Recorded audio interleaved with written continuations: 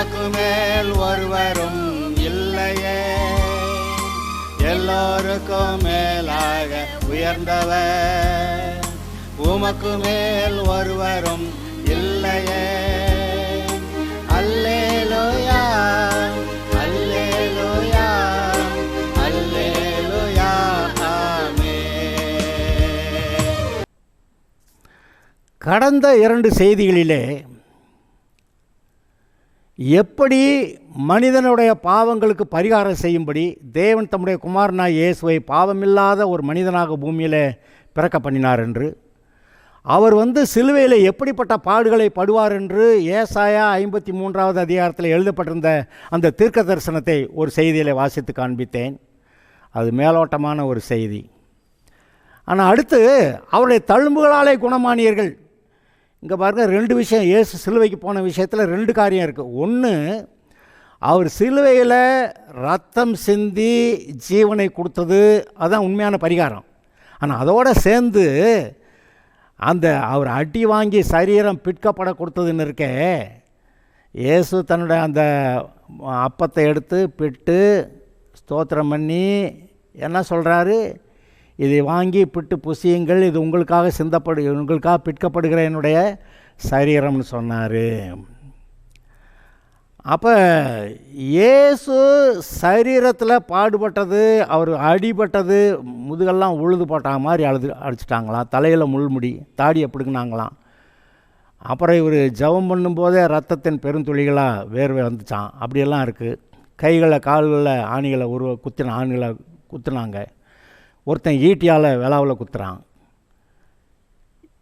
அவருடைய முகம் இவ்வளவு அந்த கேடு அடைந்தபடியாலே அப்படின்னு ஏசாயா 52 கடைசியில் வருது. அவருடைய முக ரூபம் இவ்வளவு அந்த கேடு அடைந்தபடியாலே முகத்திலேயே குத்தி சதைச்சிருக்கிறான். அது அந்த ஒரு வார்த்தை சொல்லுது. இப்படி அவர் எப்படி பாடுபட்டார், அவருடைய தழும்புகளாலே குணமானியர்கள்னு எழுதியிருக்கேன். அதை நீங்கள் நோக்கி பார்த்து பிரகாசம் அடைந்தீர்கள், அப்படி தானே எழுதுகிறது. அவரை நோக்கி பார்த்து பிரகாசம் அடைந்தார்கள், அவர்களுடைய முகங்கள் வெட்கப்பட்டு போகவில்லை. வியாதி இருந்தால் வெக்கம் இருக்குது. வியாதியினால் ஆஸ்பத்திரியில் போய் இழுத்துக்கிட்டு கிடந்தால் அது ஒரு வெக்கம் இருக்குது. வியாதியினால் செத்தா கூட அது ஒரு வெக்கம்தான். அப்போ சாகாமல் இருக்கலாமான்னா வாசித்து பாருங்கள் பைபிளில். நீ விசுவாசிக்க கூடுமானால் உங்களால் கூடாத காரியம் ஒன்றுமில்லை. நீ விசுவாசிக்க கூடுமானால் நீ தேவனுடைய மகிமையை காண்பாயின்னு சொல்லி லாசருவை எழுப்பி விடுறாரு. நீ விசுவாசிக்க கூடுமானால் உயிரோடு இருக்கிறவனும் மறிக்காமலும் இருப்பான், அதெல்லாம் சொன்னார். அதெல்லாம் நமக்கு புத்திக்கு எட்டாதது. நம்ம உள்ளதை பார்த்துக்கலாம். ஏதோ ஒரு ஆஸ்பத்திரியில் போய் மருந்து வாங்கி சாப்பிட்டு பிழைச்சிக்கலாம். 70, 80, மிஞ்சி போனால் 90, அதுக்கப்புறம் 100. ஆனால் அவர் கொடுத்தது 120. ரட்சிக்கப்படாதவனுக்கே அவர் 120 வருஷம் இருக்கிறதுக்கு அவர் அனுமதி கொடுக்குறாரு. ஆனால் நம்ம ஆளுக விசுவாசியை ரொம்ப ஞானமாக கரெக்டாக ஒழுங்காக இருக்கிறதாக நினச்சிக்கிட்டு 70 ஆயிடுச்சு, அப்புறம் சரி 80 ஆயிடுச்சு இல்லை அப்படின்னு சொல்லி ஏதோ நம்ம சாகிறதுக்கு நம்ம மனசு ரெடி ஆகுது. பார்த்திங்களா, நம்ம மனசு சாகிறதுக்கு ரெடி ஆகுது. நம்ம மனசு சுகமாகிறதுக்காக ரெடியாச்சு. சுகமாகிறதுக்கு நம்ம மனசு ரெடி ஆகலையே. வயசாச்சு, பலவீனம் ஆயிடுச்சு, ரிட்டையர் ஆகிட்டான், அவ்வளவுதான். இன்னும் ஏதாவது பொறுப்பெல்லாம் நான் பிள்ளைகள்கிட்ட கொடுத்துட்டேன், என் பங்கெல்லாம் இந்த பங்கு பிரித்து எல்லாத்தையும் கொடுத்துட்டேன் பிள்ளைகளுக்கு, இன்னுமே என்கிட்ட ஒன்றும் இல்லை அப்படின்னு சொல்லி மனுஷன் சாகிறதுக்காக உண்டாக்கப்படலையே. இவன் இழுத்துக்கிட்டது தானே சாவு. இப்போ அவர் நான் ஜீவனை கொடுக்கவும் அந்த ஜீவன் பரிபூர்ணப்படவும் வந்தேன்னு சொன்னார். அதெல்லாம் நம்ப முடியாத அளவுக்கு பேசுகிறாருங்க. ஆனால் அவ்வளவுக்கு நல்லவர் அவர். நம்ம நம்ப முடியாத அளவுக்கு அவர் ஆசீர்வதிக்கிறேங்கிறார். அதை கவனித்து பாருங்கிறார். என்னை நோக்கி பாருங்கிறார். அவரை நோக்கி பார்த்து பிரகாசம் அடைந்தார்கள், அவருடைய முகங்கள் வெட்கப்பட்டு போகவில்லை அப்படி எழுதியிருக்கு. என் ஜனங்கள் ஒருபோதும் வெட்கப்பட்டு போகிறதில்லைங்கிறார். நான் இப்போது சொல்கிறேன், இயேசுவானவர் திறவுகோல் கொண்டு வந்து பேதுருட்ட கொடுத்தார். இதோ பரலோக ராஜ்யத்தின் திறவுகோல்களை உனக்கு கொடுக்குறேன், நீ பூமியில் எதை கட்டுவியோ அது பரலோகத்தில் கட்டப்பட்டிருக்கும், நீ பூமியில் எதை கட்டவிழ்க்கிறியோ அது பரலோகத்தில் கட்டவிழ்க்கப்பட்டிருக்கும் அப்படின்னு சொன்னார். யார்கிட்ட கொடுத்தாரு? பேதுருட்ட கொடுத்தாரு. ஓகே. ஆனால் பேதுருவோட இன்னும் ரொம்ப இயேசுடத்தில் அன்பாக இருந்த சீஷன், இயேசுவுக்கு அன்பான சீஷன் எழுதியிருக்கு. அவன்கிட்ட கொடுக்காம மறுதளிக்கிறவன்கிட்ட, சபிக்கிறவன்கிட்ட, சத்தியம் பண்ணுறவன்கிட்டயா கொண்டு போய் இவர் கொடுக்கணும். அப்போ என்னமோ அங்கே வித்தியாசம் இருக்கே. சபையே கண்மலையாகிய தன் மேலே கட்டுறாரு. இவர் தான் கண்மலை, இவர் தான் கற்பாறை. கற்பாறையாகிய இதில் அஸ்திபாரம் போட்டு வீடு கட்டுறவன் அது எதுவும் புயல் வந்தாலும் மழை வந்தாலும் வெள்ளம் வந்தாலும் அது தாக்கு பிடிக்க நிற்கும்னு. ஆனால் மணலில் வீடு கட்டினவன் போயிடுச்சுன்னு சொல்கிறாரு. அதுபோல் இப்போ கற்பாறையின் மேலே தான் சபையை கட்டுறாரு. கற்பாறை யார்? பேதுருவா? இல்லை, பேதுருன்னா ஒரு கல். இயேசு கற்பாறை, கண்மலை. கண்மலைன்னு இயேசுவை பற்றி அநேக இடங்களில் எழுதியிருக்கு. அந்த கண்மலையின் மேல் என் சபையை கட்டுவேங்கிறாரு. ஆனால் உங்ககிட்ட திறவுகோள்களை கொடுக்குறேன். என்ன திறவுகோள்? பரலோக ராஜ்யத்தின் திறவுகோள்களை கொடுக்குறேன். திறவுகோள்களா? அநேகம் திறவுகோள்கள். உன் சுகம் வேணுமா அந்த சாவியை போட்டு தரேன், பணம் வேணுமா அந்த சாவியை போட்டு தரேன், சமாதானம் வேணுமா அந்த சாவியை போட்டு தரேன் அப்படின்னு ஏகப்பட்ட சாவிகளை கொடுக்குறாரு. ஒவ்வொரு வாக்கு தத்தமும் ஒரு சாவி. சுகமாகிறதுக்கு ஒரு வசனம் இருக்குது, அதுதான் ஒரு சாவி. இன்றைக்கி அவருடைய தழும்புகளால் குணமானியர்கள் அப்படிங்கிற அந்த வசனம் தான் நீங்கள் சுகமடைகிறதுக்கான சாவி. அப்போ அந்த சாவியை போட்டு அவருடைய தழும்புகளால் குணமடைகிறீர்கள்னா அந்த தழும்புகளை பாருங்கள், அதை எடுங்க. அந்த தழும்பு அந்த வாக்குத்தத்த வசனத்தை வச்சு அந்த சாவியை போட்டு அந்த திறங்க, அந்த சுகம் வருது அப்படின்னு அவர் சொல்கிறார்.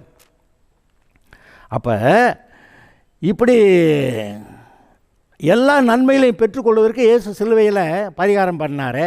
அதுதான் நான் சொன்னேன். முதல்ல அந்த பாடுகள் எங்கே ஆரம்பித்தது? அவர் சிலுவைக்கு போகிறதுக்கு முன்னாடி ஜெபத்தில் ஆரம்பிச்சிச்சு. இரத்தத்தின் பெருந்துளிகளாக அவருடைய வியர்வை கீழே சிந்தியது. அவர் மிகுந்த வியாகுலத்தோடு மிகுந்த ஊக்கத்தோடு கூட ஜெபம் பண்ணினார். அவருக்கு முடியலை, தாக்கு பிடிக்க முடியலை. அப்போ தேவதூதன் ஒருத்தன் வந்து இவரை பலப்படுத்துகிறான். அப்போ பலப்படுத்துகிறப்ப தான் அவர் பலத்த சத்தத்தோடு கண்ணீரோடு விண்ணப்பம் பண்ணி வேண்டுதல் செய்து தமக்குண்டான பயபக்தி நிமித்தம் கேட்கப்பட்டு தாம் தேவனுடைய குமாரனாக இருந்தும் பட்ட பாடுகளினாலே கீழ்ப்படிதலை கற்றுக்கொண்டு அங்கே கீழ்ப்படிதலோடையே தொங்கி, நான் இருக்கேன், இங்கே இருக்கிறேன், நீ சொன்னபடி இருக்கிறேன், இங்கே நிற்கிறேன், நான் இந்த சிலுவையில் தொங்குறேன், நான் கடைசி வரைக்கும் தொங்குவேன், நீ அந்த குறித்த நேரம் வரைக்கும் நான் அங்கே இருப்பேன் அப்படின்னு சொல்லி கொடுத்த நேரம் முடிஞ்ச பிறகு முடிந்ததுன்றார். செய்ய வேண்டிய வேலைகளை செஞ்சு முடிச்சாச்சுன்றார். அப்போ அந்த முடிந்ததுன்னு சொல்ல வரைக்கும் அப்புறமே அவர் அடக்கம் பண்ணப்பட்டார், உயிர் தெழுந்தார். அது உயிர் தெழ பண்ணது பிதாவாகிய தேவன். அப்போ அந்த காரியங்கள்லாம் இருந்தாலும் அது வேறு மாதிரி. ஆனால் இப்போ இந்த பாடுகளை நோக்கி பார்த்தா, அவர் சரீரம் பிற்கப்பட கொடுக்கறத பார்த்தா அப்போ நீங்கள் சுகமடைவீங்கன்னு கர்த்தர் சொன்னார். அதை பார்க்கறதுக்காக தான் இப்போ கடந்த செய்தியில் அவர் எப்படி மிகுந்த வியாகுலத்தோடு மிகுந்த ஊக்கத்தோடு கூட ஜெபம் பண்ணினார். ஜெபம் பண்ண முடியாமல் போனப்போ அங்கே தேவதூதன் ஒருவன் தோன்றி அவரை பலப்படுத்தினார். அப்போ இவர் இப்படி ஜெபம் பண்ணார். ஆனால் நம்ம சீஷர்கள்லாம் தூங்கி போயிட்டாங்க. ஐயையோ, இயேசுவை சிலுவையில் அரைஞ்சிருவாங்களா, அவங்க கொன்றுவாங்களா அப்படின்னு கேள்விப்பட்ட மாத்திரத்தில் அவங்க அப்படியே துக்கம் அதிகமாகி துக்கத்திலே தூங்கிட்டாங்க. ஆனால் கர்த்தர் என்ன சொன்னார்? நீங்கள் சோதனைக்கு உட்படாதபடிக்கு விழித்திருந்து ஜெபம் பண்ணுங்கள்ங்கிறாரு. அப்போ துக்கத்தினால தூக்கம் வர்றப்ப, துக்கத்தினால ஜெபம் பண்ண முடியாமல் போகிறப்ப அந்த நேரத்துக்கு ஒரு ஜெபத்தை பண்ணுன்னு கேட்குறாரு. கடைசிக்கு அவங்கெல்லாம் தூங்கிட்டாங்க. அதனால் சோதனை வந்தப்போ எல்லோரும் ஓடி போயிட்டாங்க. இயேசு மட்டும் தனியாக அங்கே நிற்கிறார். ஆனால் யோவான் கூட வந்தான், சிலுவையில் அரையிறப்பவன் கூட இருந்தான். அதோ உன் தாய், இதோ உன் குமாரன்னு சொல்லி அங்கே சொல்கிறதுக்கு அங்கே இருந்தான். அப்போ அந்த அன்பில் பெருகுனா இந்த பயங்கள்லேருந்து விடுதலை வருது, அதெல்லாம் நமக்கு தெரியுது. ஓகே, அப்படி இயேசுவானவர் மிகுந்த வியாகுலத்தோடு ஊக்கத்தோடு கூடுமான அந்த பாத்திரம் என்னை விட்டு நீங்கட்டுன்னு ஜெபம் பண்ணி அதை பிதாவாகிய தேவன் ஒத்துக்கறல. இவர் ஜெபத்தை கர்த்தர் கேட்கல. ஆனால் ஒன்று செஞ்சார். தேவதூதன் அனுப்பி இவரை கொஞ்சம் பலப்படுத்துன்னு சொன்னார். அவன் வந்து இவரை பலப்படுத்தினா. அப்போ மிகுந்த சத்தத்தோட கண்ணீரோட விண்ணப்பம் பண்ணி வேண்டுதல் செய்து ஜெபம் பண்ணார். ஜெபம் பண்ணி ஜெபத்தில் ஜெயம் எடுத்தார். பின்னாடியே பார்த்தாக்க இவரை பிடிக்கிறதுக்கு ஆள் வந்திருக்கிறாங்கல்ல. இந்த ஜெபத்தில் ஜெயம் எடுக்காமல் இருந்தால் என்ன நடந்திருக்கும்னு நீங்களாக கொஞ்சம் யோசிச்சு பாருங்கள். ஜெபம் பண்ணாத சீஷரெல்லாம் ஓடி போயிட்டாங்க. அப்புறம் இவரை பிடிச்சிட்டு போனாங்க. அவர் தன்னை ஒப்பு கொடுக்க வரைக்கும் இவரை பிடிக்க முடியல. நாங்கள் யாரை தேடுறீங்கன்னு தேடுறப்ப நசரேயனாகிய இயேசுவை நான் தான்னாரு, பின்னிட்டு விழுந்தாங்கன்னு போட்டிருக்கு. ஆனால் பின்னாடியே தன்னை ஒப்பு கொடுக்குறாரு, அப்போ இவரை பிடிச்சிட்டு போகிறாங்க. அண்ணாக்கிட்ட போய் விசாரித்தாங்க, பின்னாடி மருமை காய்பாக்கிட்ட போய் விசாரித்தாங்க, பிறகு பிலாத்துக்கிட்ட போய் விசாரித்தாங்க, பிறகு ஏரோது ராஜாக்கிட்ட போய் விசாரிக்கிறாங்க, அப்புறம் பேக் டு பிலாத்து, மறுபடியும் பிலாத்துக்கிட்ட வந்து விசாரிக்கிறாங்க. 5 விசாரணைகள் அங்கே வருது. அதில் அண்ணா அன்றைக்கு பிரதான ஆசாரியன், அதில் காய்பா வந்தேன். 2 பேர் 2 பிரதான ஆசாரியர்கள். ஏன்னா மாமனாரும் மருமகனும் ஒருத்தன் தானே இருக்கணும். ஆனால் இங்கே 2 பேரும் சேர்ந்து வேலையை பார்க்குறாங்க. அண்ணாக்கிட்டேருந்து அப்புறம் காய்பான்னா பிரதான ஆசாரியங்கிறப்ப அந்த இடத்துல 70 பேர் சென்ஹெட்ரின் அந்த ஆலோசனை சங்கமெல்லாம் வந்துடும்.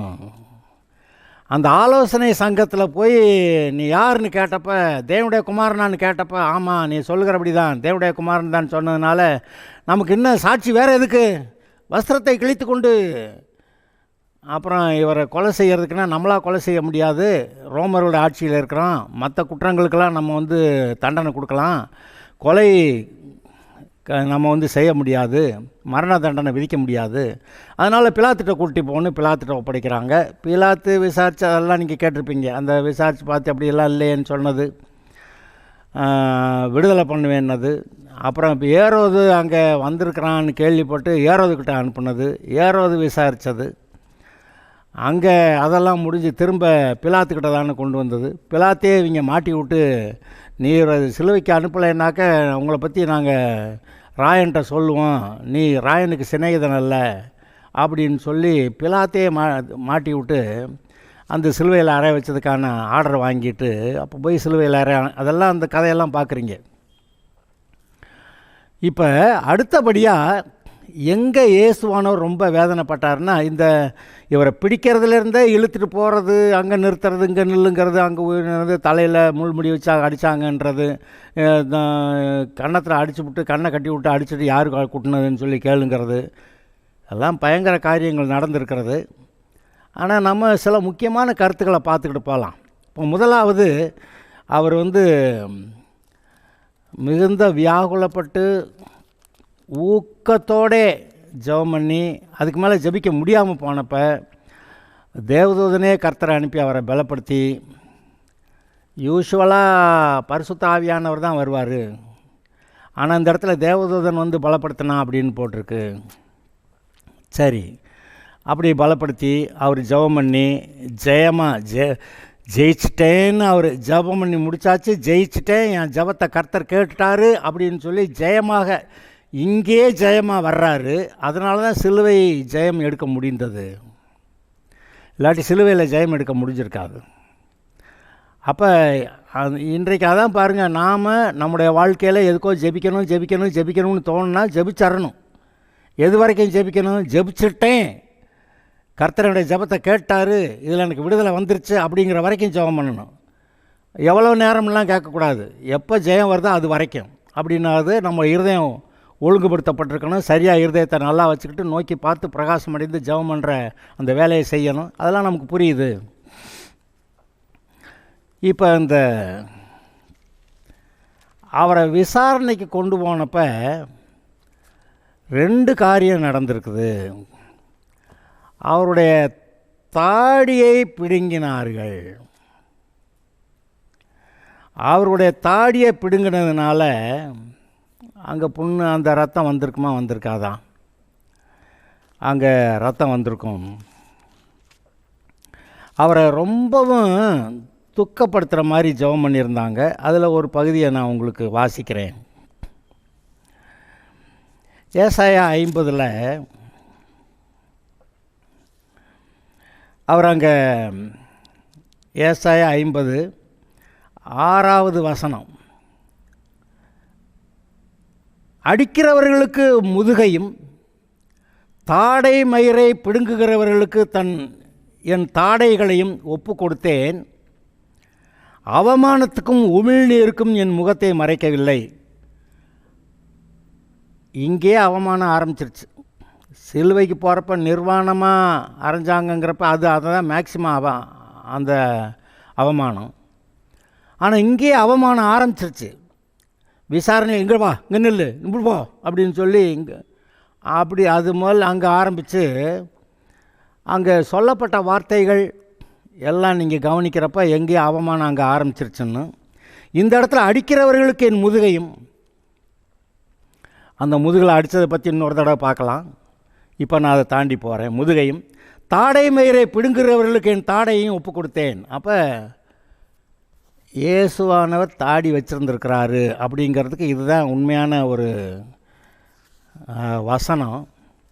ஆனால் இப்போ நிறைய படங்கள் வரைகிறப்ப இயேசுவா வயசானவராகவும் பெரிய தாடியாகவும் வரைஞ்சிருக்கிறாங்க. அது எப்படி வரைஞ்சாங்கன்னு எனக்கு தெரியல. இயேசு 32 33 வயசில் 33 வயசு 38 தாடியாக வந்துருச்சு. அது வயசானவங்களுக்கு வர தாடி, அது கலர் வேறு. இவர் ரொம்ப அழகானவர், 1000 10,000ங்களில் சிறந்தவர். அப்படியெல்லாம் இருக்கக்கூடிய ஒருத்தர் அங்கே தாடி இருந்தால் அது அளவோடு இருந்திருக்கும். அதை பிடுங்கியிருக்கிறானுங்க. நம்ம இந்த வயசான ஆளுகளுக்கு நீட்டமாக தாடியை போட்டு அதை பிடுங்கினானாக்கும் அப்படி நம்ம நினைக்கிறோம். ஆனால் அது வேறு கதை. ஒரு வாலிபனா இயேசு எவ்வளோ அழகான ஆளாக இருந்திருப்பார். 1000 10,000 பேர்களில் சிறந்தவர் அப்படின்னு போட்டிருக்கு. அவரோட பழுதொன்றும் இல்லை. ஏன்னா அடிக்கப்படுகிற ஆடு பழுதற்ற ஆட்டுக்குட்டியாக இருக்கணும்னு சொல்லி அங்கே போட்டிருக்கு. அப்போ இங்கே பழுதொன்றும் இல்லை. அவர் தன்னைத்தானே ஒப்பு கொடுத்து வந்தார். அந்த ஈசாக்கு ஆபிரகாம் பலியிட போகிறப்ப ஈசாக்கு ஐயோ என்னையோ பலி கொல்ல பார்க்குறேன் அப்படின்னு அவன் எந்திரிச்சு ஓடலை. பிதாவுக்கு தன்னை ஒப்புவித்தவனா ஆபிரகாம் அவனை பிடிச்சி கட்டி அந்த விறகு கட்டையை மேலே வைக்கிறப்ப அவன் அங்கே தன்னை பலியாக ஒப்பு கொடுத்தாங்கிறத, இவர் தன்னை பலியாக ஒப்பு கொடுக்குறாங்கிறதுக்கு அடையாளமாகத்தானே அங்கே அந்த ஈசாக்கு தன்னை அங்கே பலியாக அங்கே ஒப்பு கொடுத்துருந்தான். அவனை வெட்ட போகிறப்ப தான் கர்த்தர் சொன்னார், ஆபிரகாமே பிள்ளையாண்டான் மேல் உன் கையை போடாதே அப்படின்னு சொல்லிட்டு, அதுக்கு பதிலாக இவனை நீ பலியாக ஒப்பு கொடுத்ததா நான் எடுத்துக்கிறேன். இவனை நீ பலியாக ஒப்பு கொடுத்ததா நான் எடுத்துக்கிறேன். இவனை நீ வெட்டிட்டதாக எடுத்துக்கிறேன். இவனை கொன்னுட்டதாக எடுத்துக்கிறேன். அப்படி நினச்சிக்கிறேன். ஆனால் இப்போ நான் ஒரு ஆடு கொடுக்கணும்ல, அதுக்கு பதிலாக தான் அங்கே இருக்கு பாரு ஆடு, அதை எடுத்து பலியிடுன்னு சொன்னார். அதான் தேவ ஆட்டுக்குட்டியாகிய உலகத்தின் பாவத்தை சுமந்து தீர்க்கிற தேவ ஆட்டுக்குட்டி. ஆமாம், அங்கே ஆட்டுக்குட்டி எங்கேன்னு அவன் கேட்டப்போ இல்லாத கர்த்தர் பருவத்தில் கர்த்தருடைய பருவத்தில் பார்த்து கொள்ளப்படும் அப்படின்னு சொன்னது அங்கே நடந்துச்சு. இப்போ அந்த ஆட்டுக்குட்டி இங்கே வர்றாரு, பழுதற்றவராக வர்றாரு, தன்னை ஒப்பு கொடுக்குறாரு. அப்போ ஒப்பு கொடுக்கறதுக்கு முன்னாடி இவ்வளவு ஜபங்கள், எவ்வளோ போராட்டமான ஜபம். சில சமயத்தில் நீங்கள் உங்களுடைய வாழ்க்கையில் ஒரு ரொம்ப போராட்டமான விஷயத்துக்கு ரொம்ப கஷ்டப்பட்டு போராடி ஜபம் பண்ணேங்க, கர்த்தர் எனக்கு விடுதலை கொடுத்தார் அப்படியெல்லாம் நீங்கள் சொன்னது இல்லையா? நீங்கள் சொல்லியிருக்கீங்க. எல்லா விசுவாசிக்கும் ஒரு நேரம் இல்லாட்டி ஒரு நேரம் அது வருது. அப்போ நீங்கள் சொன்னீங்க, அது நடந்துச்சு. அப்போ அதுபோல் இயேசு சிலுவைக்கு போகிற விஷயத்தில் போராடி ஜெபம் பண்ணுறாரு, பலனற்று போன போது. இப்போ இன்னும் சிலுவைக்கு போகலை, அடி வாங்கலை, முதுகெல்லாம் காயமாகலை, சிலுவையை தூக்கிட்டு போகணுன்னு சொல்லலை, தலையில் முள்முடி வச்சு அடிக்கலை, அங்கே ஈட்டியில் குத்தலை, கை காலில் ஆணி அறையலை. இப்போவே ஒரு பலனிட்டு போயிருந்தாருன்னு பார்க்குறீங்க. மனசு விட்டு போச்சு, என்னத்தை முடியலையே அப்படின்னு. அப்போ தான் பலப்படுத்துறதுக்கு தூதனை கர்த்தர் அனுப்புகிறாரு. அப்புறம் அவர் ஊக்கமாக ஜெபம் பண்ணி ஜெயிச்சாச்சுன்னு. அப்போ நம்மகிட்ட ஒரு கேள்வி கேட்கலாம், ஏன் ஏசுனார் ஜெபம் பண்ண உடனே எஸ் கிராண்டட் அப்படின்னு பிதா சொல்லியிருக்கக்கூடாதான்னா, நம்ம அப்படி விரும்புகிறோம். நம்ம ஆண்டவரே ஜெபம் பண்ணுறேன் அப்படின்ன உடனே எஸ் கிராண்டட் அப்படின்னு அவர் சொல்லிட்டாருன்னு நம்ம எதிர்பார்க்குறோம். ஆனால் மனசுக்குள்ளே அப்படி தெரியலையே. மனசுக்குள்ளே தெரிய வரைக்கும்ல ஜெபம் பண்ண வேண்டியிருக்கு. அப்போ ஜெபத்திலேயே இயேசுவானவர் எவ்வளவாய் தன் ஆவியை மரணத்தில் ஊற்றி, தன் ஆத்மாவை மரணத்தில் ஊற்றின்னு சொல்லி அங்கே ஏசாயா 53 வாசித்தமே, தன் ஆத்மாவை மரணத்தில் ஊற்றி. அது எப்படி ஊற்றுறது? அங்கே என்னமோ அளவுக்கு நடந்திருக்கு. சாக ஒப்பு கொடுக்குறேன், இவங்களுக்காக ஒப்பு கொடுக்குறேன், நீர் விரும்புகிற மாதிரி என் சாவுக்கு ஒப்பு கொடுக்குறேன், என் ஆத்மா மரணத்தில் ஊற்றுறேன் அப்படின்னு சொல்லி அப்படி எவ்வளோ போராடி அங்கே ஜெபம் பண்ணியிருப்பார்னு நீங்கள் சற்று கொஞ்சம் யோசித்து தான் பார்க்கணும். சில வசனங்களை அடிப்படையாக வச்சுக்கிட்டு சில காரியங்களை சிந்தித்து பார்க்கணும். அதான் தியானம்ங்கிறது. இந்த வசனங்களை தியானித்து கொண்டிருப்பாயாக அப்படின்னு சொல்லும் போதெல்லாம் அந்த வசனங்களோட என்ன சொல்லுதுங்கிறத அதை கவனித்து பார்த்தா அது நமக்கு சொல்லுது. அப்படி தாடியை பிடுங்கினாங்க தான் இந்த வசனம் சொல்லுதா இல்லையா? அடிக்கிறவர்களுக்கு என் முதுகையும் தாடை மயிரை பிடுங்குகிறவர்களுக்கு என் தாடையும் ஒப்பு கொடுத்தேன், அவமானத்துக்கும் உமிழ்நீருக்கும் என் முகத்தை மறைக்கவில்லை. அவர் முகத்தில் துப்புனாங்கன்னு போட்டிருக்கு, கன்னத்தில் அடித்து கோலால் கன்னத்தில் அடித்தாங்கன்னு போட்டிருக்கு, கண்ணை கட்டிட்டு அடிச்சுட்டு யார் அடித்ததுன்னு சொல்லுன்னு சொன்னாங்கன்னு போட்டிருக்கு. பத்தாவதுக்கு அநேகரை ரட்சித்தான், தன்னைத்தானே ரட்சித்து கொள்ள திராணி இல்லை. அப்படின்னாக்க எவ்வளோ ஆத்திரம் வரும். ஏன்டா என்னை பற்றி இப்படியாடா சொன்னேன்னு, உன்னை என்ன செய்கிறேன் பாருன்னு ஆணியை பிடிக்கிட்டு இறங்குனா போச்சு. இல்லை அங்கே பொறுமையாக சொல்கிறதெல்லாம் சொல்லுங்கடா அப்படின்ட்டு அங்கே இருந்தார். அப்புறம் தன்னைத்தான் ரட்சித்து கொள்ள திராணி இல்லை, அநேகரை ரட்சித்தான், தன்னைத்தான் ரட்சித்து கொள்ள திராணி இல்லைன்னு சொன்னாங்களே, எப்படி இருந்திருக்கும்? அந்த சங்கீதம் 22 அது கொஞ்சம் ஒரு வரி நம்ம பார்த்துட்டு வரலாம். சங்கீதம் 22, அநேகம் காளைகள் என்னை சூழ்ந்திருக்கிறது, பாசான் தேசத்து பலத்த எருதுகள் என்னை வளைந்து கொண்டது, பீறி கர்ச்சிக்கிற சிங்கத்தை போல் என்மேல் தங்கள் வாயை திறக்கிறார்கள்.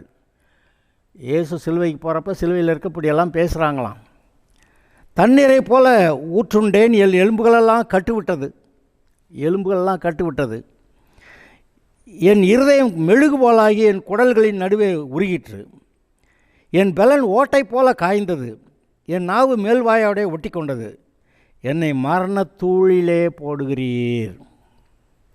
நாய்கள் என்னை சூழ்ந்திருக்கிறது, பொல்லாதவர்களின் கூட்டம் என்னை வளைந்து கொண்டது, என் கைகளையும் கால்களையும் உருவ குத்தினார்கள், என் எலும்புகளையெல்லாம் நான் எண்ணலாம், அவர்கள் என்னை நோக்கி பார்த்து கொண்டிருக்கிறார்கள், என் வஸ்திரங்களை தங்களுக்குள்ளே பங்கிட்டு என் உடையின் பேரில் சீட்டு போடுகிறார்கள். ஆனாலும் கர்த்தாவே, நீர் எனக்கு தூரமாகாதேயும், என் பலனே எனக்கு சகாயம் பண்ண தீவிரித்து கொள்ளும், என் ஆத்மாவை பட்டயத்திற்கும் எனக்கு அருமையானதை நாய்களின் துஷ்டத்தனத்துக்கும் தப்புவியும், என்னை சிங்கத்தின் வாயிலிருந்தும் ரட்சியும், நான் காண்டாமிருகத்தின் கொம்புகளில் இருக்கும்போது எனக்கு செவி கொடுத்தரலும் அப்படின்றார். இது ஒரு பேசேஜ். அதே 22 இன்னொரு பகுதி, மனுஷனால் நிந்திக்கப்பட்டும் ஜனங்களால் அவமதிக்கப்பட்டும் இருக்கிறேன், என்னை பார்க்கிறவர்கள் எல்லாரும் என்னை பரியாசம் பண்ணி உதட்டை பிதுக்கி தலையை துலுக்கி, கர்த்தர் மேல் நம்பிக்கையாக இருந்தானே அவர் இவனை இப்பொழுது விடுவிக்கட்டும், இவன் மேல் பிரியமாக இருக்கிறாரே இப்பொழுது இவனை மீட்டு விடட்டும் என்கிறார்கள். நீரே என்னை கற்பத்திலிருந்து எடுத்தவர், என் தாயின் முளைப்பாலை நான் உண்கையில் என்னை உம்முடைய பேரில் நம்பிக்கையாக இருக்க பண்ணினீர், கற்பத்திலிருந்து வெளிப்பட்ட போதே உமது சார்பில் விழுந்தேன், நான் என் தாயின் வயிற்றிலிருந்து இருந்தது முதல் நீர் என் தேவனாக இருக்கிறீர், என்னை விட்டு தூரமாகாதேயும் அப்படின்னு சொல்கிறார். என்னை பார்க்கிறவர்கள் எல்லாரும் என்னை பரியாசம் பண்ணி உதட்டை பிதுக்கி தலையை துலுக்கி, அவர் மேல் நம்பிக்கையாக இருக்கிறானே இப்பொழுது அவனை விடுவிக்கட்டும், அவர் மேல் பிரியமாக இருக்கிறாரே இப்பொழுது அவனை மீட்டு விடட்டும் என்று சொல்லுகிறார்கள். எவ்வளோ பயங்கரம் பார்த்தீங்களா? என் தேவனே ஏன் என்னை கைவிட்டீர், எனக்கு உதவி செய்யாமலும் நான் கதறி சொல்லும் வார்த்தைகளை கேளாமலும் தூரமாயிருக்கிறீர். என் தேவனே, நான் பகலிலே கூப்பிடுகிறேன் உத்தரவு கொடீர், இரவிலே கூப்பிடுகிறேன் எனக்கு அமைதல் இல்லை அப்படியெல்லாம் சொல்கிறார். இந்த வார்த்தைகளை சற்று நினைத்து பாருங்கள். எவ்வளவு பாடுகளை அவர் சந்திச்சிருந்தா இப்படியெல்லாம் நடந்திருக்கும். மத்தேயு சுவிசேஷம் எடுத்து வாசிச்சிங்கன்னா அதில் இன்னும் ஒரு வரியை நான் உங்கள்கிட்ட வாசித்து காட்டுறேன். மத்தேயு 27:30-39. அந்த வழியாய் நடந்து போகிறவர்கள் தங்கள் தலைகளை துலுக்கி, தேவாலயத்தை இடித்து 3 நாளைக்குள்ளே கட்டுகிறவனே, உன்னை நீயே ரட்சித்துக்கொள், நீ தேவனுடைய குமாரனானால் சிலுவையிலிருந்து இறங்கி வா என்று அவரை தூஷித்தார்கள். அப்படியே பிரதான ஆசாரியரும் வேதபாரகரும் மூப்பரும் பரியாசம் பண்ணி, மற்றவர்களை ரட்சித்தான், தன்னைத்தான் ரட்சித்து கொள்ள திராணி இல்லை. இவன் இஸ்ரவேலின் ராஜாவானால் இப்பொழுது சிலுவையிலிருந்து இறங்கி வரட்டும், அப்பொழுது இவனை விசுவாசிப்போம். தன்னை தேவனுடைய குமாரன் என்று சொல்லி தேவன் பேரில் நம்பிக்கையாக இருந்தானே, அவர் இவன் மேல் பிரியமாக இருந்தால் இப்பொழுது இவனை ரட்சிக்கட்டும். அப்படி சொல்கிறாங்க. அப்போ இந்த வார்த்தைகள்லாம் ஒவ்வொரு வார்த்தையும் ஈட்டியில் குத்துற மாதிரி இல்லையா? அவ்வளவு பேசுனாங்க. இப்போ தாடியை பிடுங்கினாங்கன்னு பார்க்குறோம். அந்த வாலிபனாயிருந்த மிகவும் அழகாயிருந்த ஒருவர், அவர் போட்டிருந்த ட்ரெஸ் கூட ஒரே பின்னலாக பின்னப்பட்டிருந்துச்சான். அது வேற வெட்டி வெட்டி தைக்கலையாம். அதை நம்ம கிழிக்க முடியாது, பங்கு போட முடியாது, நம்ம சீட்டு போட்டு யாருக்கு வருதுன்னு எடுத்துக்கலாம் அப்படின்னு அப்படி செஞ்சாங்க. அதில் அவரை நிர்வாணமாக்கியிருக்காங்க.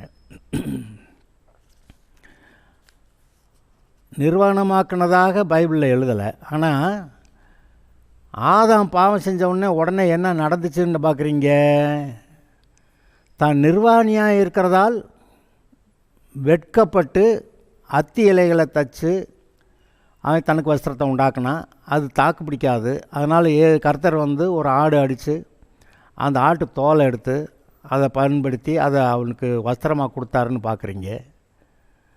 அப்போ வெட்கத்தை முதல்ல நிர்வாணமாக இருந்தப்போ அதெல்லாம் பிரச்சனையே இல்லை. ஆனால் பாவம் வந்தவுடனே நிர்வாணம் வெட்கமானதாக மாறிடுச்சு.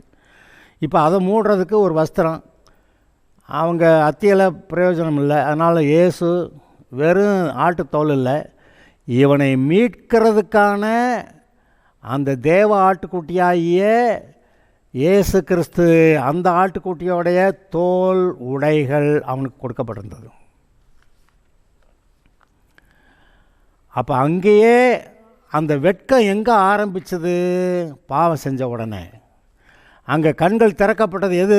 பாவக்கண்கள், இச்சையின் கண்கள், மாம்ச கண்கள்.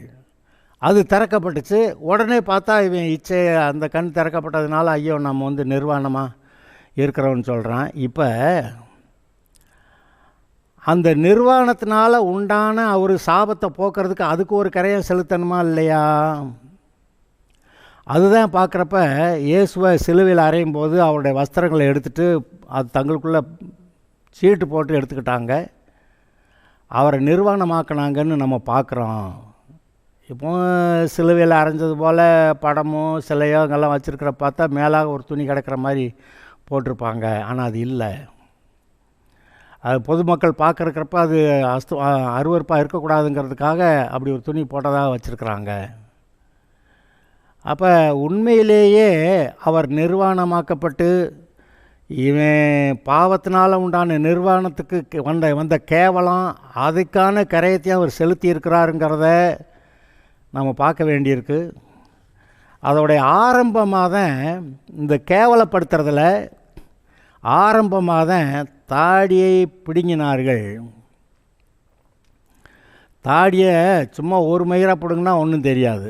ஆனால் மொத்தமாக தாடியெல்லாம் பிடுங்குனா அங்கங்கே பிடுங்கினா அங்கங்கே பேட்சாக ரத்தம் வரும். இதுதான் இயேசுவானவர் இரண்டாவது தடவையாக ரத்தம் சிந்தின விஷயம். முதல்ல ரத்தத்தின் பெருந்துளிகளாய் வேர்வை வந்தது. இப்போ ரெண்டாவது தடவை அவர் தாடியை பிடுங்கினாங்க, ரத்தம் வந்ததாக பார்க்குறீங்க. அந்த நிர்வாணத்தை கேவலத்துக்கு மூடுவதற்கு ஒரு பெரிய கரையம் செலுத்தினதை பார்க்குறீங்க. இதெல்லாம் பார்த்து இப்படி நமக்கு என்னுடைய ரட்சிப்புக்காக இவ்வளவு செய்தாரா அப்படின்னு பார்த்து அதை நினைக்கும் போது தான் அந்த சுகம் விடுதலை நமக்கு வருது. Okay, god bless you.